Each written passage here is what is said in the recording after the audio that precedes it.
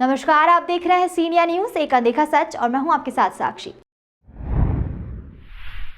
राष्ट्रीय सुरक्षा agency input के आधार पर सोमवार देर रात पुलिस ने एक संदिग्ध व्यक्ति सरफराज को इंदौर के चंदननगर थाना क्षेत्र से हिरासत में लिया था, जिससे लगभग 24 घंटे तक चली इस पूछताछ में सुरक्षा एजेंसियों को कोई भी तथ्य संदिग्ध न मिलने पर पुलिस ने देर रात शख्स को उसके परिवार को सौंप दिया। दरअसल राष्ट्रीय सुरक्षा एजेंसी को हांगकांग से एक ईमेल किया गया था, जिसमें कई संदिग्ध गतिविधियों में शख्स के संलिप्त होने की जानकारी दी गई थी। ईमेल के आधार पर राष्ट्रीय सुरक्षा एजेंसी ने मुंबई और इंदौर पुलिस को अलर्ट जारी किया था, जिसके आधार पर इंदौर पुलिस ने सोमवार देर रात संदिग्ध व्यक्ति को हिरासत में लिया था। हिरासत में लिए गए संदिग्ध व्यक्ति से NIA, IB, Mumbai ATS Madhya Pradesh और इंदौर पुलिस के द्वारा पूछताछ की गई। बाइट संदिग्ध व्यक्ति जिसकी जानकारी इंदौर पुलिस को प्राप्त हुई थी, उससे सभी बिंदुओं पर लगभग 30 मुख्य बिंदुओं पर उससे पूछताछ की गई है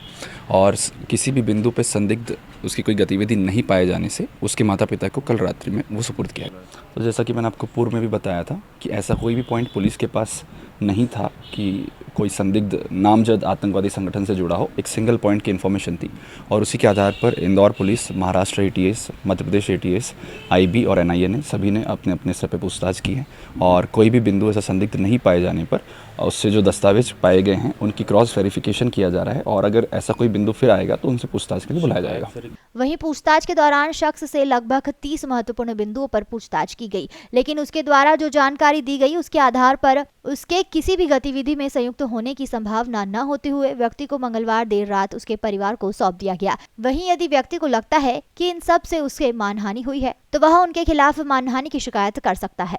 ये चूंकि ईमेल NIA को प्राप्त हुआ था तो जो जानकारी अभी तक हमें मिली है ये हांगकांग से, जैसा कि व्यक्ति बता रहा था, संभावना है कि हांगकांग में किसी व्यक्ति ने शरारत के तौर पे इसके विरुद्ध ये ईमेल भेजा है।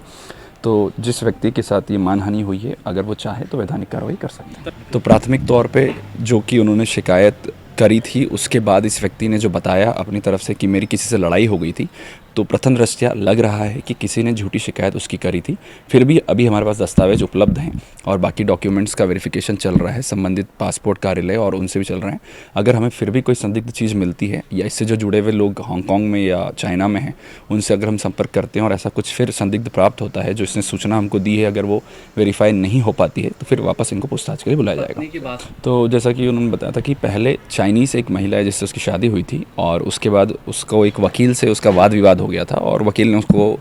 कुछ अनर्गल बोला भी था और इसने भी उससे अनर्गल बातचीत करी थी। उसके पश्चात ही जो संभावना बन रही थी कि उसी ने इसकी शिकायत करी होगी। हालांकि अभी ईमेल का ओरिजिन क्लियर नहीं हो पा रहा है कि किसने ईमेल किया है, उसमें थोड़ा समय लगेगा। अभी तक जो प्राप्त दस्तावेज हैं और जो उसने बात बताई है और जिसमें सभी ऑर्गेनाइजेशंस ने जो उससे बातचीत करी है उसके आधार पर अभी जो उसका संदिग्ध था उस मामले में कुछ ऐसा विशेष नहीं निकल के आया है। लेकिन भविष्य में अगर फिर वापस डॉक्यूमेंट्स के आधार पे या उसने जो बात हमको बताई है उसके बयानों को अगर क्रॉस चेक करने पे कुछ गलत निकलता है तो फिर वापस उस पर कार्रवाई की जाएगी। तमाम खबरों के लिए देखते रहिए सी इंडिया न्यूज, एक अनदेखा सच।